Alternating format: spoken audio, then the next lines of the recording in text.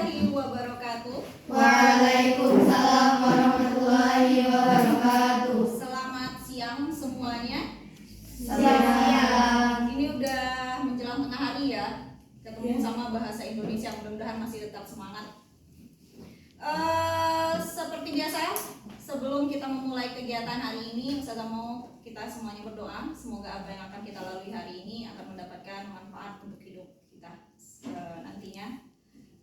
Berdoa dimulai.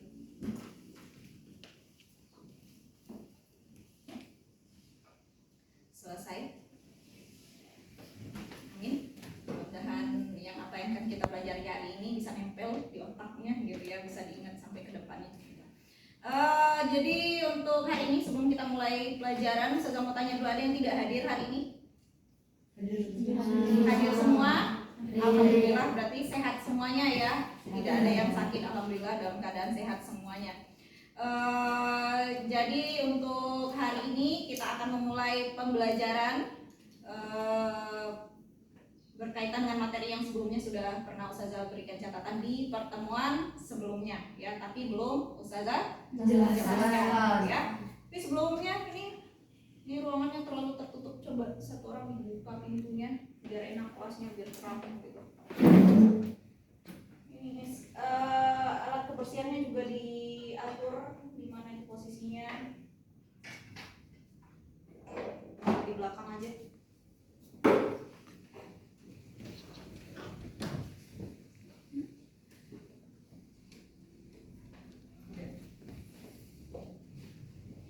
Baiklah, sekarang mau lihat kelengkapan kayaknya. Ayo, siapa yang gak lengkap? Dari atas sampai bawah. Ini kenapa kakinya disembunyikan? Oh, nggak pakai kaos kaki, kenapa? Bolong terlalu sakit. Kaos kakinya bolong, nggak dipakai. Cuma satu kaos kakimu. Yang lainnya basah. Yang lainnya basah. Iya, benar. Padahal panas ya, nggak hujan gitu, bisa basah. Kamu apakan? Kenapa? Nggak pakai kaos kaki juga? Kenapa? Semuanya dicuci. Basah juga. Oh, ini juga disembunyiin kaki. Luka dah. Luka? Iya dah. Luka apa? Samain dah. Hah? Samain dah. Jadi nggak bisa pakai kaos kaki. Enggak dah. Ada lagi yang mau pakai kaos kaki? Pakai semua? Wah, di belakang juga Melani. Kaos kaki yang mana Melani? Udah ini dan lukanya masih berair lah. Air lukanya. Karena apa? Karena Ini juga. Kenapa nggak pakai kaos kaki? hilang. Oh, hilang. Kamu taruh di mana kaos kaki? Makanya kaos kaki itu di kaki. Bisa hilang, kamu taruh di mana? Oh enggak. Hari ini sudah maafkan yang nggak lengkap. Yang lengkap pakai semua. Ini nggak pakai nih. Iya kan? Mana kaos kakimu? Kemana? Kotor lah. Kotor. Oke, jadi untuk hari ini Ustazah sifatnya hanya mengingatkan. Untuk pertemuan berikutnya semuanya harus kelihatan rapi, bersih dan cantik. Kaos kaki dipakai, nggak ada alasan lagi nih kaos kaki bolong dan basah. Ya. Yang luka masih bisa dimaafkan. Yang lain jangan pakai alasan lagi. Ya. Untuk hari ini kita akan memulai pembelajaran yang materi sebelumnya sudah Ustazah berikan catatannya ya. Materinya tentang apa? Tentang puisi. Sebelumnya Ustazah tanya, ini waktu di kelas 7 kan kita udah pernah belajar tentang puisi. Puisi apa? Ada yang masih ingat? Puisi rakyat. Puisi rakyat. Contoh puisi rakyat apa? Kuranda. Pantun. Karmina.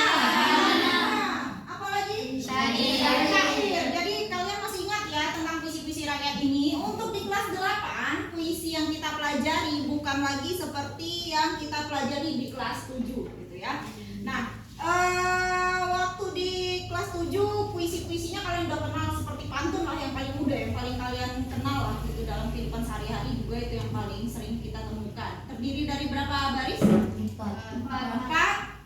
baris ya. Biasanya sajaknya apa, rimanya? AB. Ada jumlah suku katanya atau tidak? Ada. Suku kata pantun berapa dalam satu baris? 8 sampai 12 suku kata. Nah, itu kalau puisi rakyat, di setiap puisi rakyat itu ada ketentuan baku atau ketentuan yang wajib diikuti biar dia bisa disebut, oh ini pantun, ini gurindam, ini karmina,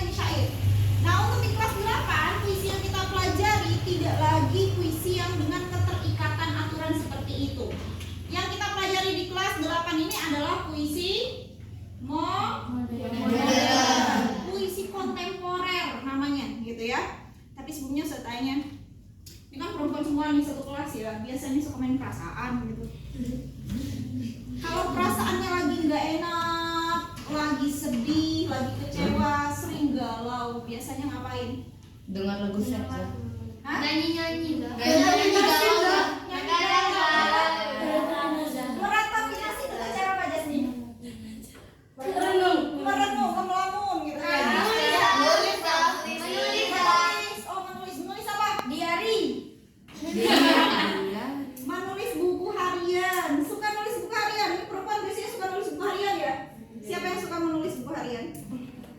Ada. Kadang-kadang enggak. Jadi kalau lagi galau misalnya Dear Diary, hari ini aku sedih. Iya. Siapa yang suka seperti itu? Berarti setidaknya kalian punya pengalaman menuliskan perasaan. Apa hubungannya dengan materi kita puisi kali ini? Kira-kira apa ya? Apa sih hubungannya perasaan yang kita miliki dengan kegiatan menulis dengan materi puisi hari ini, kira-kira apa? Coba buka catatannya deh. Catatannya sebelumnya yang sudah berikan. Coba siapa yang mau bacakan pengertian puisi? Oke, coba dibaca. Puisi merupakan salah satu media berekspresi. Puisi adalah salah satu Media media berekspresi, ekspresi tentang perasaan. Nah, tadi makanya saya tanya, apa hubungannya sih Ustazah nanya tentang perasaan kalian, terus kegiatan menulis dengan materi puisi? Apa? Salah satu media untuk mengungkapkan perasaan kita lewat kegiatan menulis itu ialah dengan menuliskan puisi. Jadi kalau kalian lagi sedih, lagi bahagia, lagi kecewa, lagi sakit hati, boleh dituangkan dalam bentuk puisi. Tidak harus panjang lebar seperti nulis buku harian yang Dear Diary tadi ya.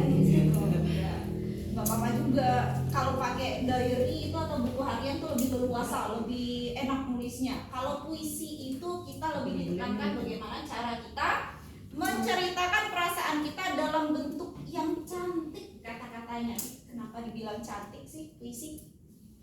Karena puisi adalah salah satu karya sastra yang penulisannya mementingkan bentuk tulisan dengan kata-kata yang mengandung estetika.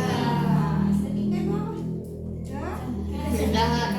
Keindahan. Keindahannya terletak pada susunan kata. Jadi kalian sudah tahu pengertian puisi ya. Tadi sudah dibacakan oleh salah satu teman kalian berdasarkan catatan yang sudah saya berikan sebelumnya. Nah, ini pembelajaran ini hari ini dan pengertian yang sudah disampaikan oleh teman kalian hari ini lewat catatan yang sudah diberikan sebelumnya. Sesuai dengan tujuan pembelajaran yang akan kita capai hari ini adalah mengenali puisi beserta unsur-unsurnya. Nah, tadi sudah pengertian puisinya sudah ya. Kemudian sekarang kita bahas tentang unsur-unsur puisi. Unsur puisi ada berapa? 6. Ada 6. Apa saja? Yang pertama ada larik. Yang kedua ada bait. Yang ketiga ada apa? Imaji. Imaji nama lainnya apa? Bukan pencitraan ya, tapi citraan ya. Kemudian yang keempat ada apa lagi? Diksi. Ada diksi. Yang kelima ada rima. Dan yang terakhir majas. Oke, ada 6 unsur yang biasa kita temukan dalam sebuah puisi. Khususnya untuk hari ini adalah puisi modern atau puisi kontemporer. Yang pertama adalah larik. Larik itu apa? Satu baris dalam Satu kalimat dalam puisi. Jadi dia setiap baris puisi itu namanya adalah larik. Kemudian ada bait. Bait itu apa? Satu orang angkat tangan. Siapa yang mau jawab bait itu apa? Angkat tangan dong. Angkat tangan.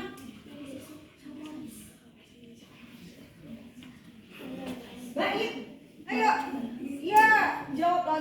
lain kenapa sih nggak mau jawab? Bait apa? Adalah bagian dari puisi yang terdiri atas beberapa larik. Bait adalah Bagian dari puisi bagian dari puisi. yang terdiri atas beberapa larik dan tersusun harmonis. Iya. Bait itu adalah bagian dari puisi yang terdiri atas beberapa larik. Kalau larik tadi dia yang per baris dalam puisi itu namanya larik. Nah, kalau dalam satu bait itu terdiri dari beberapa larik. Jadi beberapa baris dalam puisi itu namanya adalah bait. Kalau dalam teks biasa namanya paragraf. Ya. Jadi dalam puisi itu ada yang namanya bait. Jadi bait terdiri dari beberapa larik. Berbeda dengan puisi rakyat ya. Kalau dalam bait puisi rakyat dia sudah ditentukan.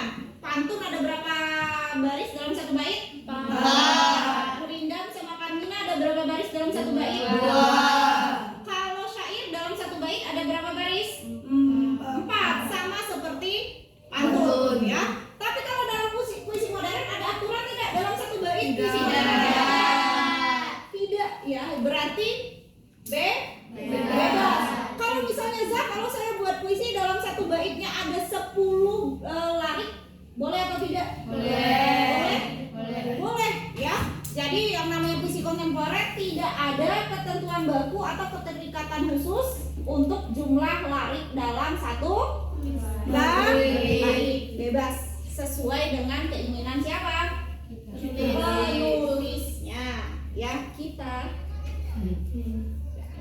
Ketiga unsurnya ada imaji. Nama lainnya adalah citraan, bukan pencitraan, udah beda artinya. Imaji atau citraan ada berapa macam? 6. Ada 6 lagi nih. Imaji yang pertama ada imaji Pendengaran. penglihatan. Ya, imaji yang kedua Pendengaran. pendengaran.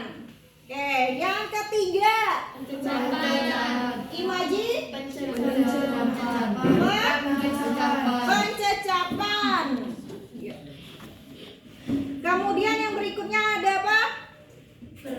Imaji apa? Perabaan. Terus yang ke berapa nih? Yang kelima? Penciuman. Imaji Penciuman. ciuman. Kemudian apa lagi? Yang terakhir imaji gerak. Nah, imaji ini biasanya muncul dalam sebuah puisi. Semuanya didasarkan atas pengalaman lewat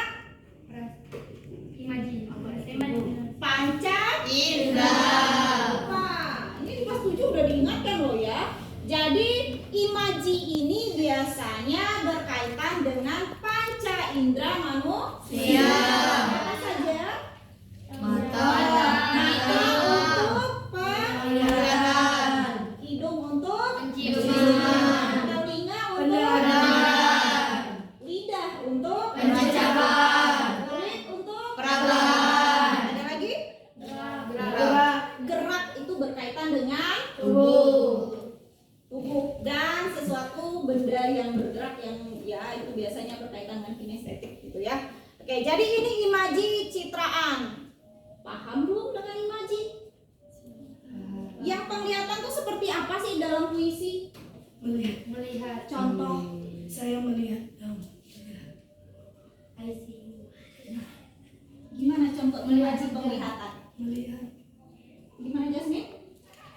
Berdasarkan apa yang dilihat oleh mata kemudian buat kalimatnya. Contohnya apa? Melihat daun bergoyang. Anak kecil itu membawa kantung kecil misterius dan tak tahu apa-apa. Menapak jalan berdebu tanpa alas dengan tahap yang gelisah. Nah, itu tuh sudah ada. Ini kalian tuh malas baca. Catatan sudah saya berikan contohnya. Ini yang dijawab dari tadi cuma satu orang. Yang lain ngapain? Melamun. Lagi galau ini. Galau nggak? Ya, di galaunya ya. Oke. Jadi itu tadi ada apa tadi kalimat pertamanya? Contoh kalimat pertamanya apa? Anak kecil itu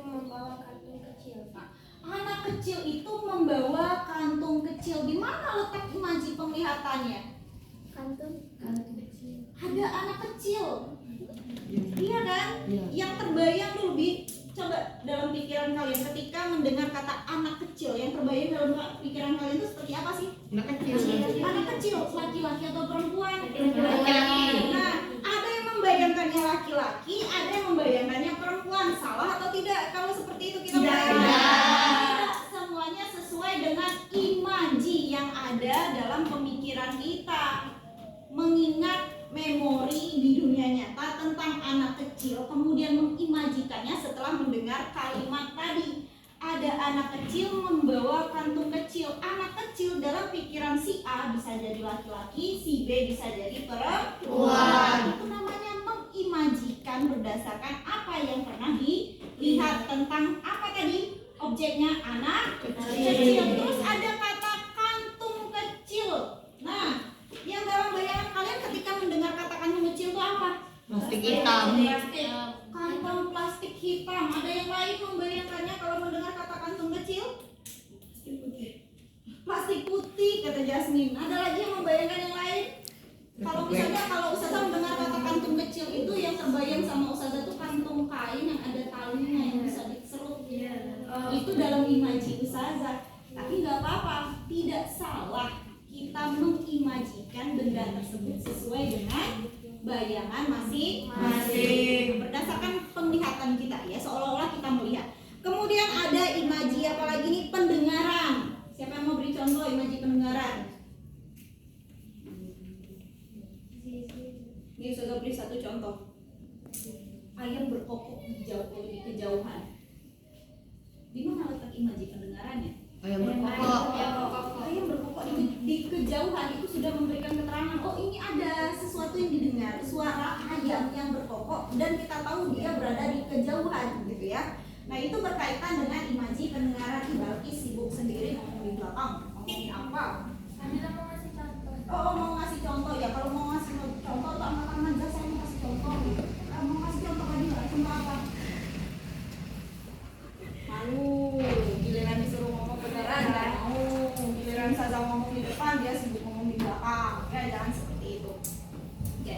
Ini penjelasan tentang puisi beserta unsur-unsurnya sudah kita bahas semuanya ya, mulai dari pengertian sampai unsur ke-6 tadi. Itu yang terakhir adalah majas ya. Nah, jadi sebelum kita tutup pertemuan hari ini, Ustazah mau minta kalian menyimpulkan tentang pembelajaran kita hari ini. Untuk pengertian puisi, siapa yang bisa? Jasmine, silakan. Apa pengertian puisi, Jasmine? Puisi adalah salah satu media berekspresi. Media berekspresi. Ekspresinya itu berkaitan dengan apa? Dengan ekspresi wajah kan? Bukan ya. Bukan dia lah. Tentang apa ekspresinya? Apa ya? Berkaitan dengan udah bisa pertemuan, bukan ya. Berekspresi, ekspresinya berkaitan dengan apa? Wah, bingung si Jasmine juga ya, angkat tangan tapi ekspresi nggak tahu. Jadi media ekspresi di sini berkaitan bukan dengan ekspresi wajah, tapi dengan mengekspresikan bahasa. Ya. Kemudian ada unsur-unsur yang sudah kita bahas semuanya tadi. Ada berapa unsur? Siapa yang mau menyimpulkan? Iya, silakan jawab. Ada berapa unsur? Unsur terdiri dari 6. Ada 6 unsur puisi. Yang pertama, Baik, kedua bait, bait, ketiga imaji, imaji, keempat diksi, diksi, kelima rima, dan yang terakhir? majas. Iya, berarti ada 6 unsur puisi yang kita bahas, sudah kita bahas hari ini. Yang pertama ada larik, yang kedua bait, yang ketiga imaji atau citraan, yang keempat itu ada diksi, yang kelima ada rima. Nama lain rima tadi apa? Citra. Rima Saja. saja.